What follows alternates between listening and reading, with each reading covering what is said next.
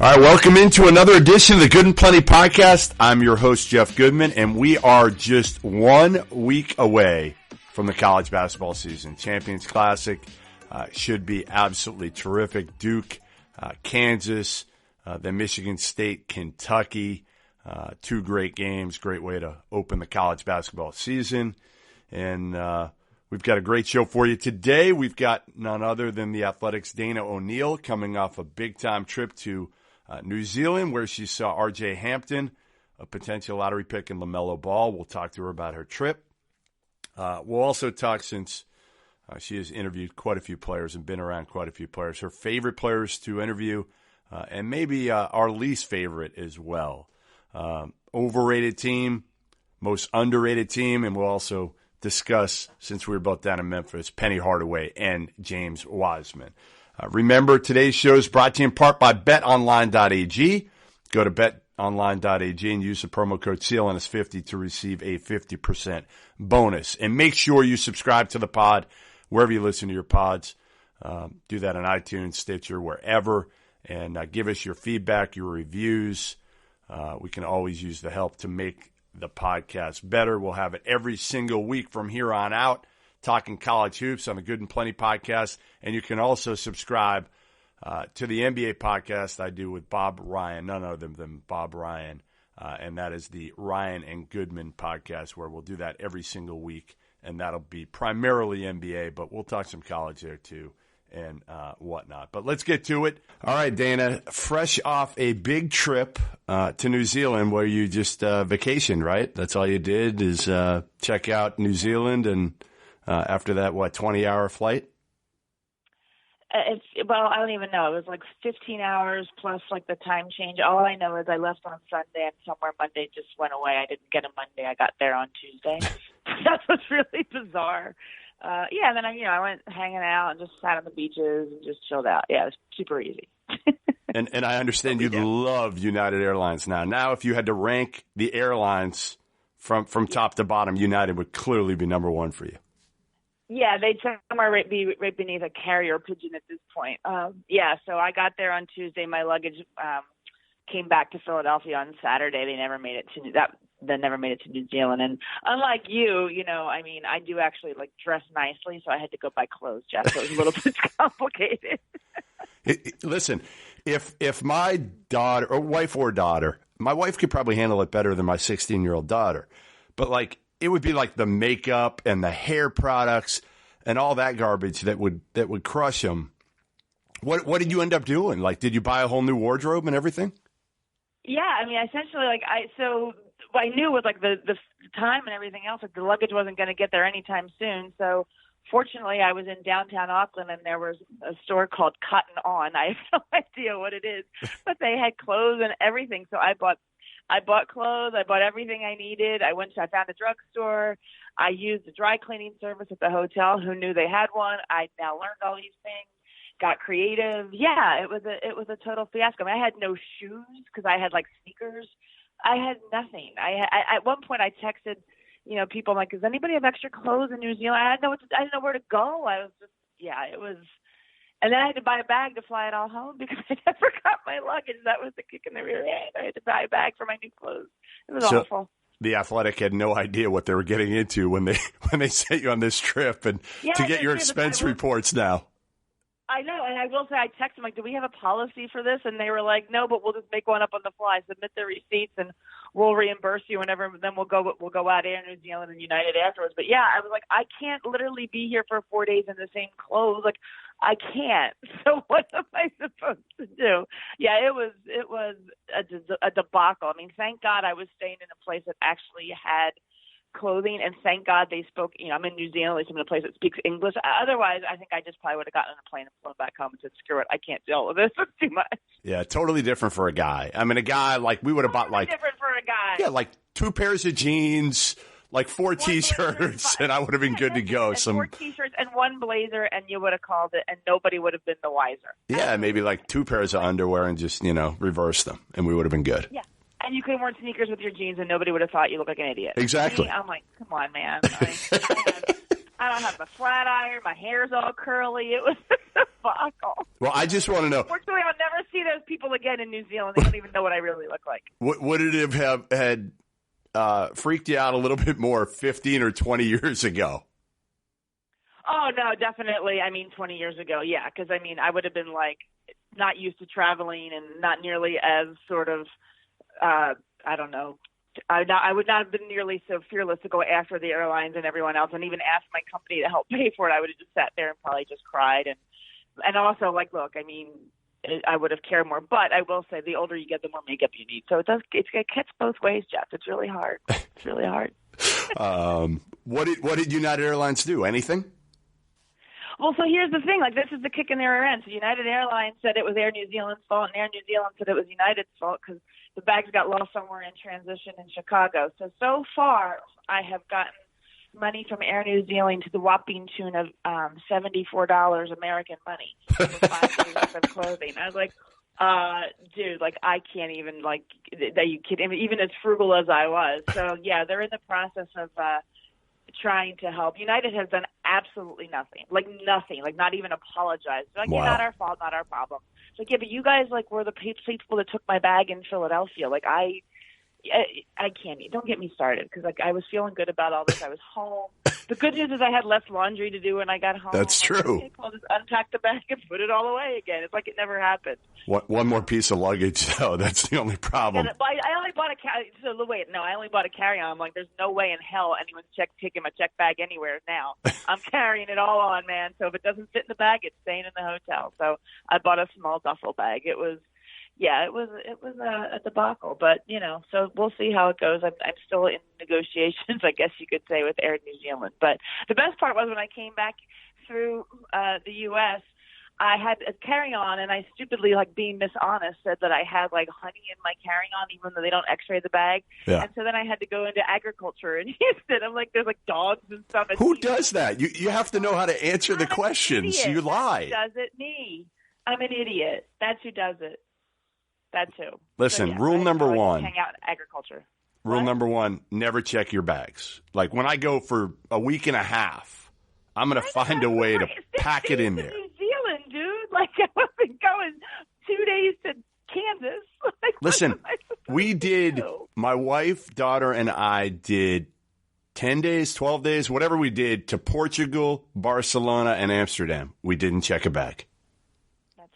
I'm impressed with your wife and your daughter, not you, but that's impressive. No, I just didn't feel like lugging them, and I didn't know what the weather was going to be like, and I don't know. It was a panic move. Usually I only ever check a bag when I'm going to the Final Four. That's it. That's usually my rule, but never again. I will just I'll just wear all of my clothes. That's what I think I'll do from now. All right, let's get to the reasons that you went to New Zealand, and that is not for LaMelo Ball, which many people probably would think that's the reason. R.J. Hampton, a projected lottery pick who was set to play here, I thought, at Kansas for a while, and then he decides he's not going to go to college. He's going to play overseas and make pretty good money. And he's not your typical kid who went overseas. He's not your Brandon Jennings that didn't qualify to play at Arizona. He's not your Emmanuel Mudiay, who probably wasn't going to qualify or was scared that he wasn't going to qualify for whether it was academics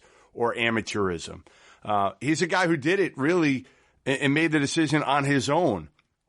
You were over there for 4 or 5 days, whatever it was.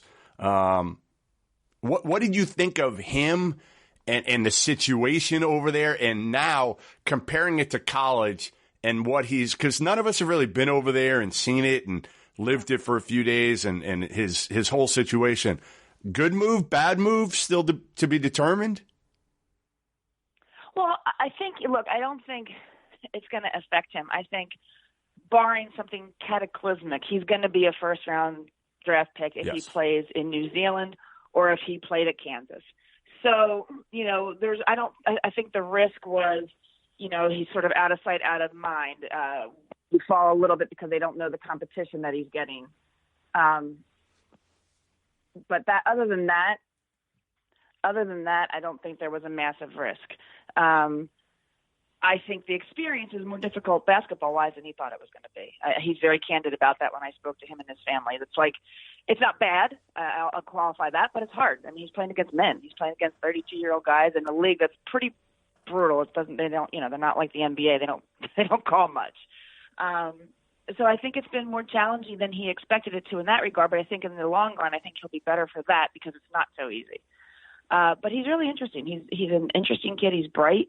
And as you said, he didn't have to do this. He chose to do this, which I thought was really fascinating.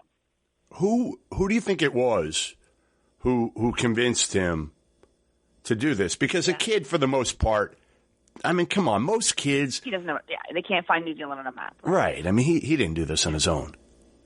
No, well, I will say Matt Walsh put on a big sell. Matt Walsh is, the president of the New Zealand Breakers, and he played at the University of Florida. He just took over the team, and they have this new thing in the Australian Basketball League where they can take these guys who are these next star players and give them special contracts and all that. And as soon as he was given the opportunity, Matt saw this as a way to grow his team from a marketing standpoint and went hard on a hard sell. Again, with the Hamptons and with RJ. I think certainly his father had a big influence on this decision. RJ will tell you he didn't ever dream of playing college basketball. He dreamed of playing professional basketball, so he thought, why bother? But, finding New Zealand is that's a stretch. But he did talk to Terrence Ferguson, and I talked to Terrence Ferguson as well about their conversations because Terrence played in Adelaide in the same league. So there was a lot of sort of research on that. What the opportunities would be. I think they like the idea. It's an English-speaking country, so that makes it a lot less complicated. You're living in New Zealand, not in some outpost where you're stuck, in a place where you don't necessarily want to be. They gave him a good contract. They gave him good marketing opportunities. So yeah, I think there was certainly an adult decision made with RJ's blessing. I don't think they would do it certainly without RJ, but it was a decision made, between a bunch of adults and then presented to him. Any clue how much money we're talking about that he's actually going to make? Because you never know what to believe when you first read the dollar number, right? Yeah, I don't know exactly entirely. I have to kind of look. This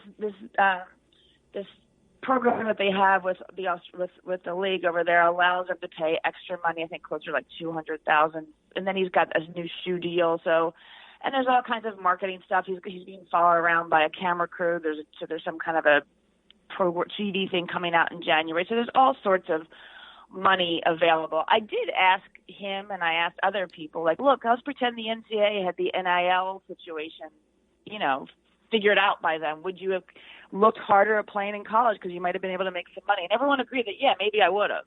So this was, there was some financial discussion here. This wasn't just done for philanthropic reasons. Had the NCAA been able to pay R.J. Hampton like the, name, image, and likeness thing may allow, he might not have made this decision. But there was a financial opportunity here. And I think I think he thought the risk was just disappearing for a little while. But look, he played in Memphis and Oklahoma City. I think nearly every team was represented at those games. When I was over in New Zealand, there's a couple of scouts there. There are more coming. They go find him. You know how it works. They're not going to disappear and not go check him out. So the risk is, does it drop him a couple of spots, or would he have gone up a couple of spots had he had like a breakout season in college ball that he might not have in New Zealand? That's the only risk right here.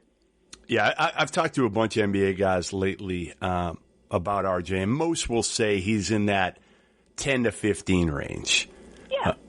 Somewhere in that vicinity. And I do agree in a sense that going overseas, you're not scrutinized the same way you are over here, where every single game, if he goes to Kansas, he's on TV, and if he doesn't play well, his stock could certainly fall. I don't think it's going to fall.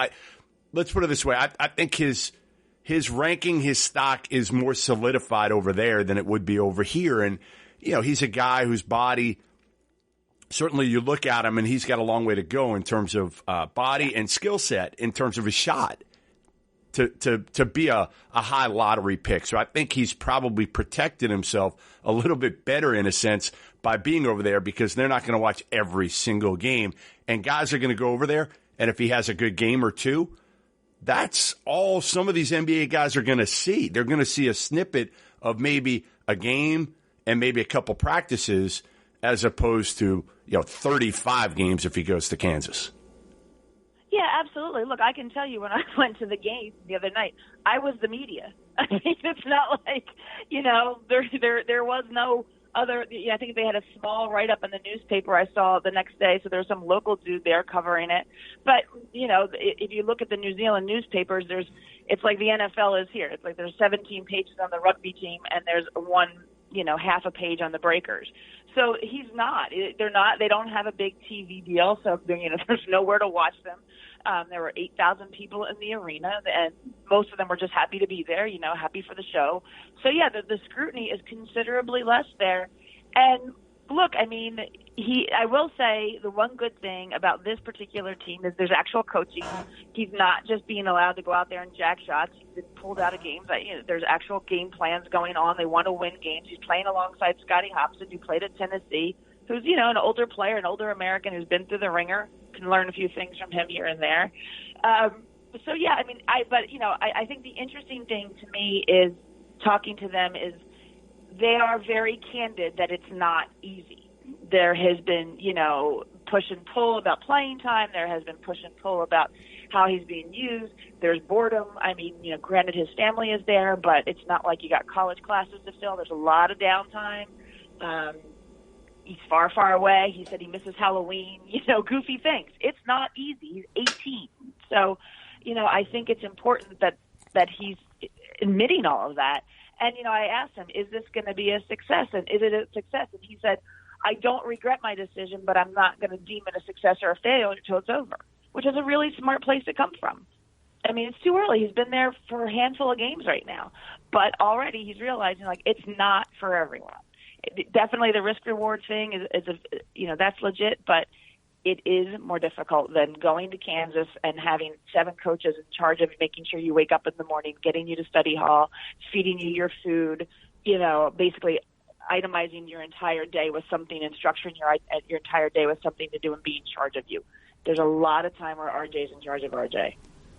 So you not only got to go to New Zealand, you not only got to see one projected lottery pick, but you got to see 2. You got to see LaMelo Ball of my favorite family. And of your favorite family. My favorite family. Holiday cards to each other. The football season is in full swing. Get into the game with our exclusive sports betting partners, betonline.ag. Sign up today. Receive your 50% welcome bonus on your first deposit to start betting college or pro ball. Every spread, every total, every winner, straight bets, parlays, teases. You can even bet on wild prop bets. Who will win the MVP? Will the Dolphins or Bengals win a game? Can the Pats or the Niners run the table? Get the fastest to-market odds updates and payouts with our new sportsbook partners, betonline.ag. Head over to the website today or use your mobile device to join and use promo code CLNS50 to receive your 50% welcome bonus. betonline.ag, your online sportsbook experts.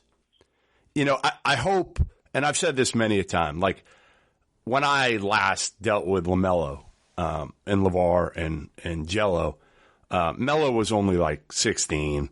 He had a lot of growing up to do. But I always said, he has unbelievable talent. I mean, this kid sees things that Lonzo sees, and he scores it better than Lonzo. Now, what he doesn't do like Lonzo is he doesn't guard at all, and everything's flashy.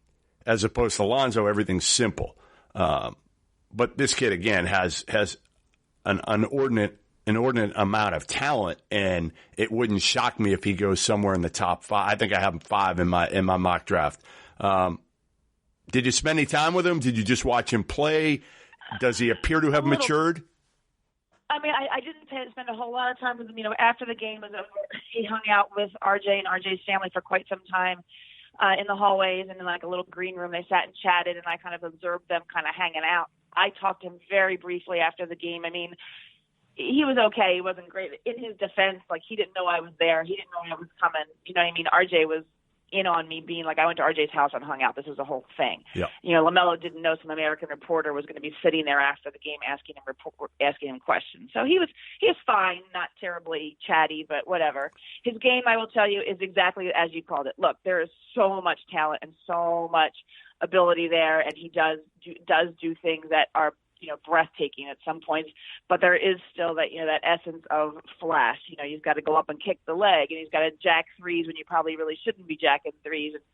And he's playing on a team that is not nearly as sound as the one that RJ is on. RJ's on a pretty good team. I mean, they're not bad at all. LaMelo's team is not great. He's surrounded by kind of a bunch of nothing. And I don't know how much coaching he's getting. He's just kind of going out and doing his thing. But his thing is pretty good. And anyone who watches his thing will say, all right, I can work with that. I mean, I can, under the right kind of coach and the right kind of structure, he's going to be under control. But right now he's still a kid flashing about, playing this sort of high-end, high entertaining game. I mean, the crowd loved some of the things he did. Some of the things he did made me cringe, So I don't think that's changed much, but that's not going to hurt him either. Yeah, the two things he needs are his dad to stay away, number one. His dad wasn't there. That was good. Which is good because he was there most of Lithuania. And number two, a coach who's going to hold him accountable to some degree. And that's what he's not getting. That's exactly what he needs. 100%. He needs a coach that is just going to basically say, look, you got all the talent in the world. This is how it's going to be used in a team setting. He's never been asked to be in a team setting. Let's be honest. Nope. He really hasn't. He's never had to exist as a teammate. He's always been the show. So, and he still is over there. So, I think I just think he's fine. It's not going to hurt or help him one way or the other. He's going to be drafted on his ability and his upside and all this talent. But eventually someone is going to have to coach LaMelo Ball. And then it's about the question that nobody knows the answer to is how does he respond to coaching? Nobody can answer that because he's never had to. I can't wait to see what NBA coach has to try to coach him. Because, again, that will be a fascinating thing. Yeah, like Lonzo. Popovich. Right. Put it that way. Yeah, I mean, Popovich, no. There's no way San Antonio would ever think of, Right. I mean, there are a handful, like Rick Carlisle, never. You can't put Rick Carlisle with LaMelo Ball. No. Like a Doc Rivers, maybe, again, there's some guy, Brad Stevens. I mean, they wouldn't like it, but certain guys I think are more apt to be able to handle the show that's going to be LaMelo Ball and trying to rid him of those bad habits as much as you possibly can. And, didn't he have Aaron Brooks on his team who I thought just got hurt maybe? Yes, he does. And yes, he does. But it's not, it's like I said, his team is just not much of anything. I thought Aaron Brooks would help him, Dana. I thought Aaron Brooks would be really good for LaMelo to have a 10-year or whatever he is, NBA vet that can kind of teach him. I mean, if it's happening, it's, I just don't think it's sunk in yet. If you look at the box score, I remember, I don't have it in front of me. I do know LaMelo had more points than RJ, but in the plus minus, LaMelo was like a -9. You know what I mean? So that tells you everything. He scored a bunch of points, but his effect on the game was not nearly as important as it could have been. All right, so but people love him. No, again, he is entertaining. Fans love him. They eat him up. Yeah, he's super entertaining. Doesn't say a whole hell of a lot. I will still say that Jello and Mello, and this will transition well into my next segment with you, might have been my two worst interviews that I've ever done with any, and they're kids. I get it. Like Mello was 16 years old. My daughter, if somebody had to interview her, she couldn't pull off an interview either. But Jello wasn't great either, and he was 18 at that point. I mean, one-word answers, they were not fun to try to – and I just remember when they got off the bus for the first game in Lithuania, my advice to him was, hey, listen, guys, here's the deal. All you got to do, I'm going to ask you one question apiece.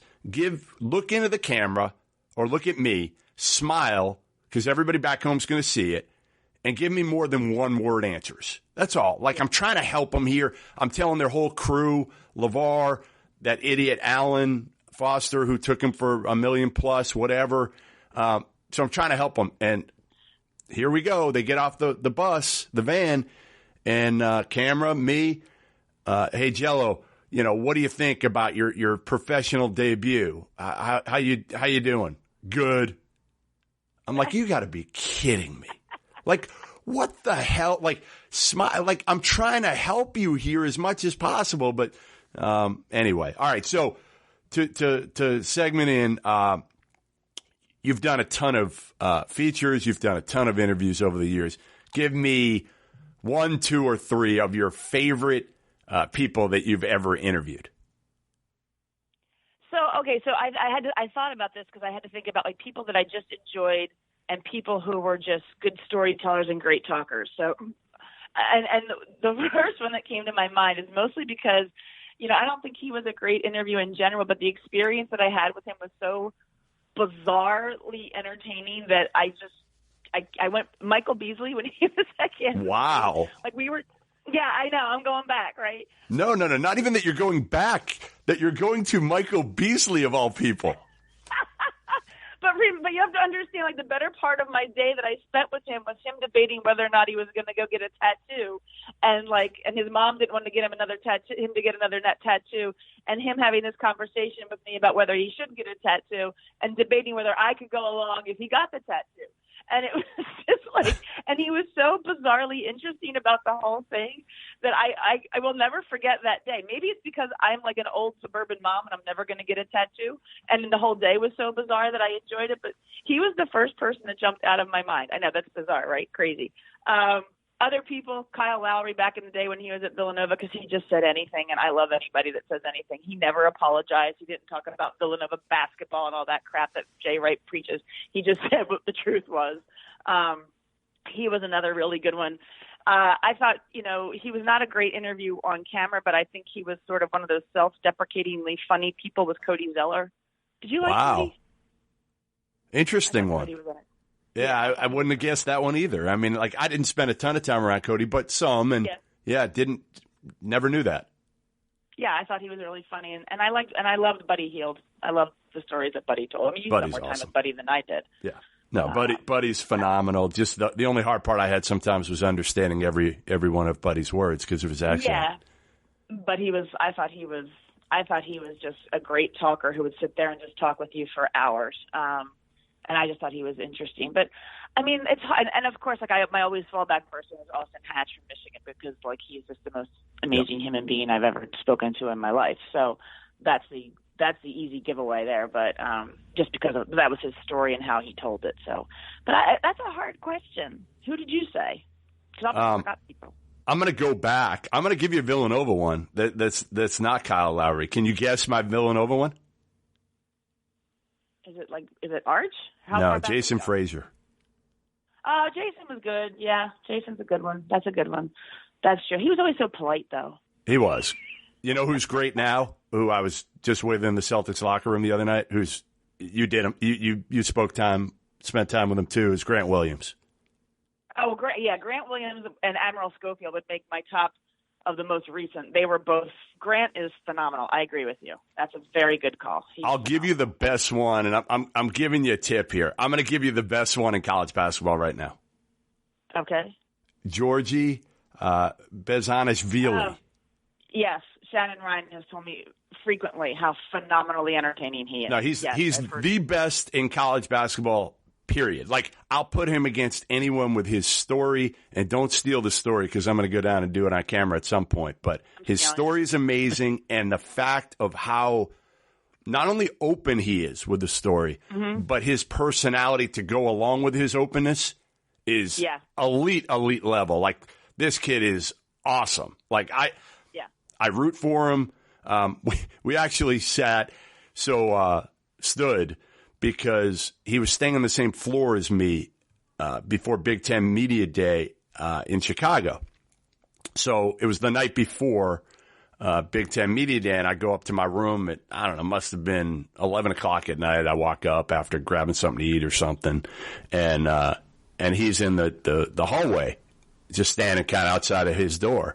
We ended up talking for an hour just in the hallway. Like, I was almost feeling bad, but he could have went another hour. Like, I'm telling you, this kid can talk, and Brad Underwood came up, and I'm like, Brad, like, is it ever too much? Like some kids, and he's like, yeah, I'll tell him to shut up at times, but he goes, I love him for, again, he keeps it loose. He's so appreciative.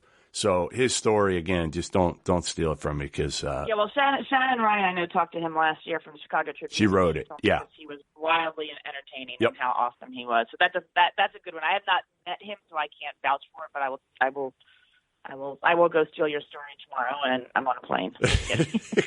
All right, you're. I don't know if you're going to go with this one or not. I don't have no problem, and I already kind of touched on it a little bit. But your least favorite, and it doesn't have to be like interviews in terms of like people, but it could be like the worst interview you ever did, where you just walked away being like, oh my God, like either I was bad or it didn't matter.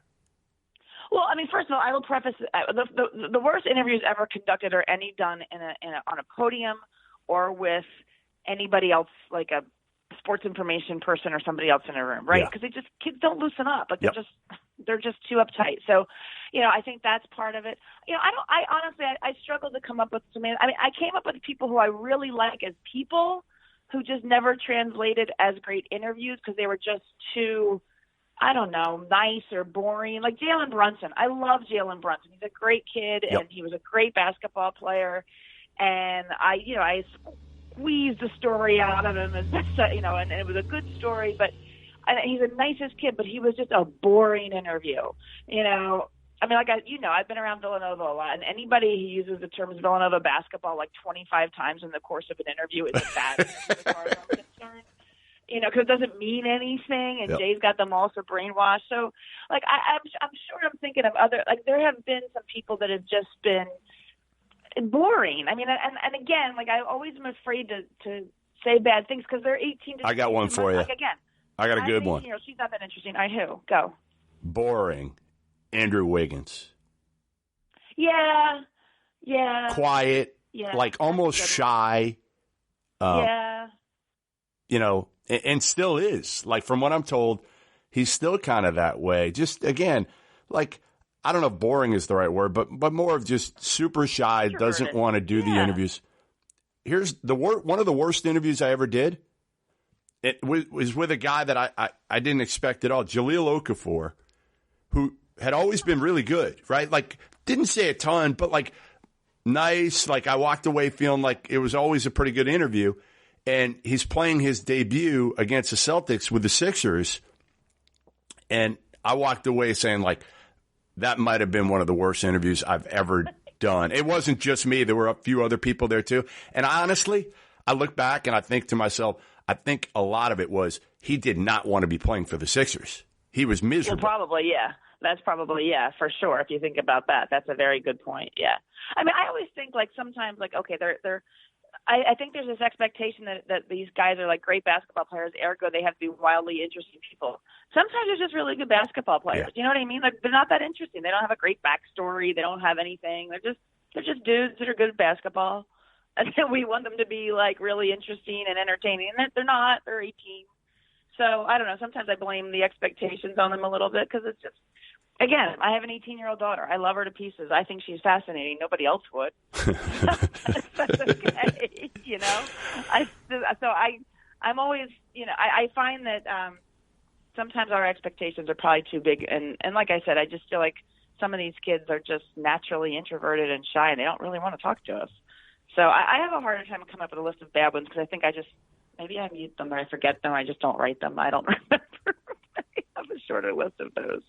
Both of us went to Memphis recently and sat down with Penny Hardaway and James Wiseman. So what did you think of Wiseman? He's super smart. Tried to teach me Mandarin down there a little bit.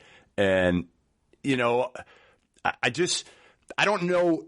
My biggest question for James Wiseman on the court is number one, is he healthy? Because he hasn't really done anything in a while here. And number two, is he tough enough? Is he mean enough to be a killer on the court and be that guy who's just going to take over when it matters? Yeah, I think that's a legit question. I found him to be very likable and, as you said, very, very bright, kind of reserved, Look, I sat down with him and Penny simultaneously, and Penny is so, like, I tell Penny all the time, please never change, because he says anything about anything. So, you put any kid next to that, and they're going to fail in comparison because Penny just doesn't give a hoot. But, yeah, I think the question of Wiseman's toughness and what he can do on the court, and just sort of the level of expectations. I know every guy that comes in as a number one player has a massive level of expectation on him, but you go to Duke, it's one thing. You go to Memphis, like the entire city is like practically begging on its knees for you to take them to the Final Four. I mean, it's a lot. It's a lot, and I just think can he do it? I don't know. But there's a lot riding on his shoulders. And, yeah, certainly starting off with the shoulder injury to miss the trip to the Bahamas and now an ankle injury, it's not how you want to start your college career. People wondering if you're okay, what's the problem, how does that factor into the draft status, all that nonsense swirling around your head. Can he put that all to bed and just go out and play is the question. He's got a lot of good players around him. That's the bonus. Yeah, I mean, thankfully it's not all on him, like you said. I mean, if he came in and was Ben Simmons in a sense that and Ben had some talent around him, maybe Markelle Fultz is a better comparison with that. At least he's got other freshmen, Boogie Ellis, Precious Achiuwa, even Damian Baugh, who nobody knew about, who now Mike Miller and Penny are raving about is probably their starting point guard. So maybe there's not quite as much on James Wiseman. And the good thing is, listen, they're in the American Conference. Yep. So I think they'll roll through there for the most part, other than maybe Houston now that they have Quentin Grimes eligible. They'll be fine, but James Wiseman's not going to have this Michael Beasley type year. He's just not. That's not him. He's not wired to score like that. No, and anybody thinks who's going to come in and be that is crazy. But I just think, I just still think that there's always sort of this level of, that people expect him to be. That you and I rationally can say that's not who he is, but we're rational. There's a lot of irrational in the world, right, in sports. And so how does he handle all of that is the question. But I think he's a pretty level-headed kid. I think he'll be fine. He struck me as very, normal, honestly. I mean, normal for a kid that a city threw a parade for, having done nothing but signed to play at Memphis. I mean, that was bizarre. So, I think there's a lot on him, but I think he's tooled to handle it. Penny Hardaway, fascinating to me. I mean, just fascinating because you don't find guys that were that successful, that dominant players very often. Come back home to that type of program. And, I tell everybody, listen, if he had gotten hired when Tubby got hired, they don't get James Wiseman. They don't get Boogie Ellis. They don't get any of these guys. They're struggling right now, I think, to recruit. But because he got it when he did, he had a chance to coach Wiseman, get Wiseman, and then everything kind of snowballed from there, and they got momentum and got all these other guys. Number one, and I asked him this question. I said, you've been middle school, AAU, high school, college. I said, what about the NBA? And he said, never say never. Yeah. You think he's an NBA coach? And I mean, if they win at a high enough level, doesn't the NBA have to look at him? Somebody? Maybe. I still think so much of the jury is out on, we have to see, can he actually coach these guys? I don't know. I mean, I watched him coach when he was at the high school, and I sat and watched a couple of games when he was still at Memphis East, and he was definitely not just standing there holding the clipboard. He was coaching, but it wasn't hard to coach that team to beat a bunch of high school kids, right? So let's just see how he does. And I think, as you know, at the NBA, it's not just about how you coach X's and O's, it's how you manage people, which he'll have to do with this team. It's your demeanor. It's all of those things. He certainly has the right courtside demeanor, because there are times when I was watching him coach at Memphis East, I was wondering if he had a pulse. I mean, he's very reserved and very, much of a thinker. He's not a crazy person running up and down the sidelines. That's for darn sure. But I think the biggest question about Penny Hardaway right now is, can he coach? If he proves that he can coach, and this team is very good, and he continues to, if he gets a team that maybe has good talent but not as great talent, and they remain good, and he's proven to be a coach at developing players and making something that sticks, then why couldn't he be an NBA coach? I mean, why not? Why, what would be the hang up? Why not? I mean, it's got to be, again, the right situation, but sure. Half the battle is in the NBA. Can you deal with the egos and the people? In college, it's can you recruit? Really? I mean, unless you're Tony Bennett. But he's going to have to manage people, because that was one of the things I asked him when I was dancing. He got one ball. And he said, you're right. That's going to be the biggest challenge. Because it's not the guys.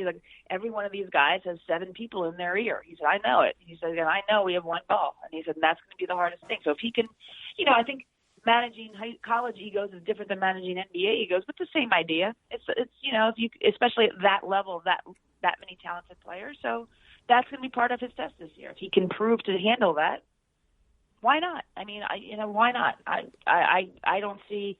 Look, I look at people that question all these things. Can he do it? People question Patrick Ewing. I think Georgetown's way better because of Patrick Ewing. Memphis could become way better because of Penny Hardaway. Why not?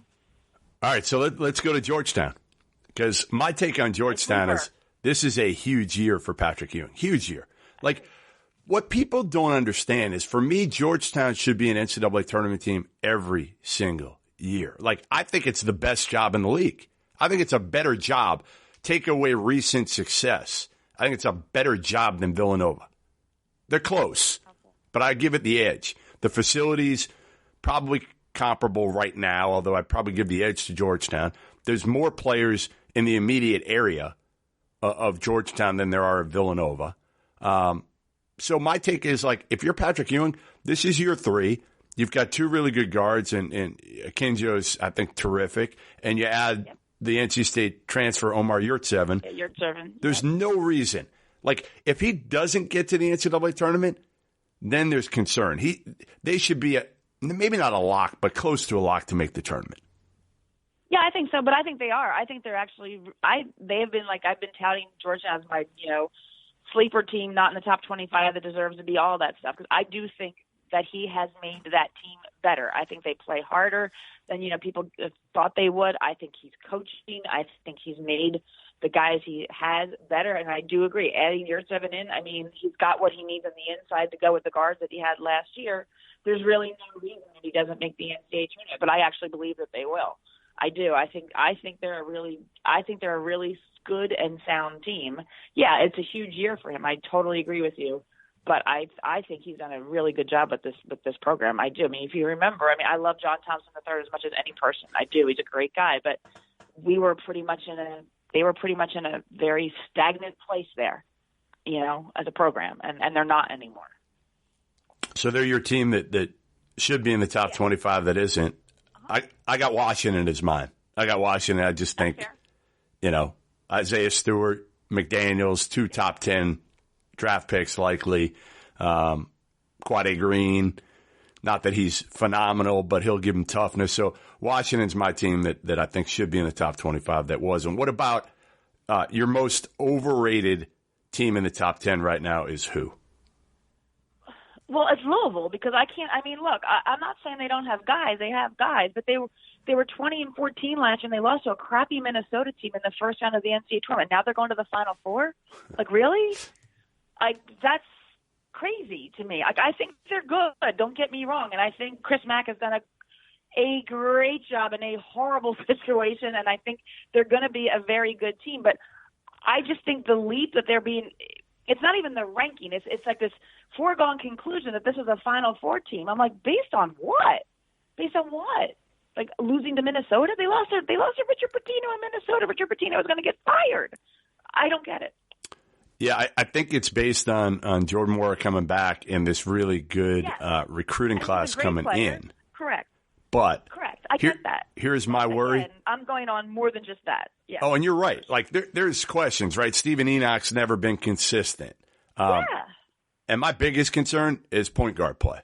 Like, 100%. Like, Darius Perry hasn't shown me anything yet. Fresh Kimball comes over as a grad transfer. Sure. He's solid. But I was going to say he's good. I know him from Philly. He's a good player. Don't get me wrong. But he's not like, I don't even think he's as good as Christian Cunningham. Player. Like, Christian Cunningham for them last year was a really good grad transfer who came in, ran the team, was a leader. Kimball's more of a scorer. I think, talking to Chris Mack, like maybe David Johnson, the freshman who's been hurt, might get some time at the point when he comes back, but he's missed a good portion due to injury of the offseason. So, I'm with you. I'm worried about Louisville, but I don't understand how people have Gonzaga at, like, number 8. I don't – talk about point guard questions. Yeah. Like – Like, I got him at 18, and honestly, I think 18 may be too high. Killian Tilly's hurt again, Dana, and right now their point guard situation is Ryan Woolridge, a grad transfer from North Texas, and Brock Rivette, a freshman who I've never heard of. Yes. Well, and look at who they lost. My God. I mean, the number of great players that left that team. I mean, especially Brandon Clark. I mean, there's so many, and Rui, obviously. Yep. I mean, everyone's based this on Killian Tillie returning and Corey Kispert, I guess. Which Killian Tillie returning was a nice feather for Mark to build around. It's great for him, but I don't know that he's going to be a program-changing top 10. I just don't know. That's not a bad choice. I agree with you. That is not a bad choice. I think Mark Few would tell you that's not a bad choice, frankly, because I think he likes his team, but I don't think they're not nearly as good as they were last year. No. Not nearly as good as they were. No, I mean, to rank him, again, but I do the same thing. I mean, I put Texas Tech at 9, and there's no reason in hell they should be number 9. I'm just doing it based on Chris Beard and nothing else. Well, somebody has to be, right. Well, somebody has to be, too. I mean, I feel like this whole year, I was just talking about the top 25 with somebody else, and I was kind of like, you know what I mean? Like, there's no sure thing other than Michigan State, and with Langford being hurt, they're not even a sure thing right now. So, I don't feel like there's any.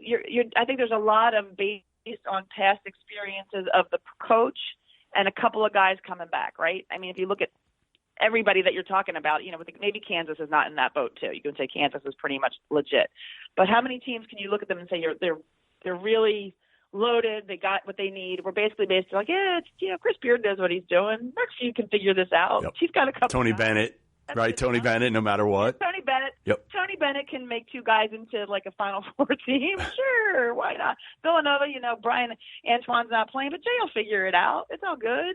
That's not true, but that's how you have to do it. I think this year is weird in that regard. So 1 week from tonight, and we'll close on this. Madison Square Garden, I'll see you. Duke, Kansas, Kentucky, Michigan State, Champions Classic. Give me your picks. Duke, Kansas.